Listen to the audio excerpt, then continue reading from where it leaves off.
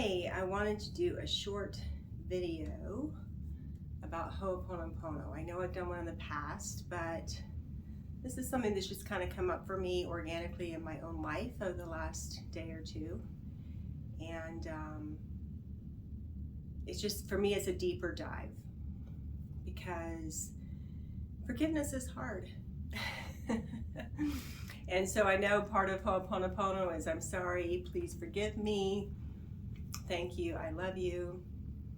But forgiveness, it's hard to always feel like we are the actual source of the problem. It's still easy, even as we go on our journey, to feel like it's somebody else's fault. They did something to us. And so I've had an issue in my life for decades, actually. It's a physical issue. And it's not life-threatening or anything, but it's been a source of irritation, a source of upset, and I've had a range of emotions, from sadness to anger to resentment to confusion to all kinds of feelings. Like, it's not fair, why is this happening to me, right? And I recently, I'd actually had an akashic record session done a few years ago. And in the session that she did, she said that I was part of a tribe and they did something to me and that I needed to forgive it. It's a little bit easier to forgive past life stuff than current life stuff, but it was still, the thought was still like somebody did something to me, that's what's causing this trauma, and that's why it's happening. So I still had some of that, blame, resentment. And more recently, I had an awareness. I was channeling with a friend, and I got that as a result of them doing this to me, I got really angry, like bitter angry.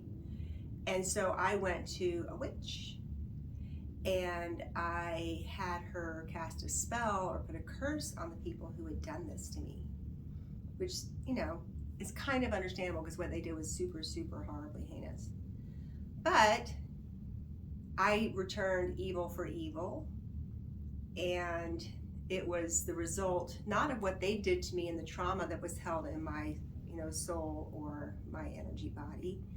It was the curse that I put on them, which was still now in my soul and energy body.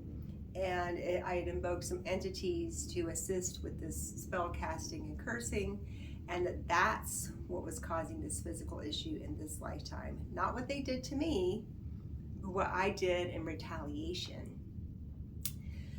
So I've been pondering this over the last 24 hours and kind of getting that when we're willing to take responsibility in Ho'oponopono, it's because we don't know. We don't know if, we are responsible. I mean, we're choosing to take responsibility, even though we can't see how we're responsible, right? Because we're part of this collective unconscious. We chose to come into this situation. It has to be somewhere in my consciousness for it to be showing up in my reality. But on a deeper level, we may actually be responsible. Maybe not in this lifetime, but maybe in a past life. And we can't remember it. And it's not just like a concept to take responsibility. For me now, I'm getting it that I feel true remorse. I feel a deeper level of true remorse and responsibility and saying, I am sorry, please forgive me.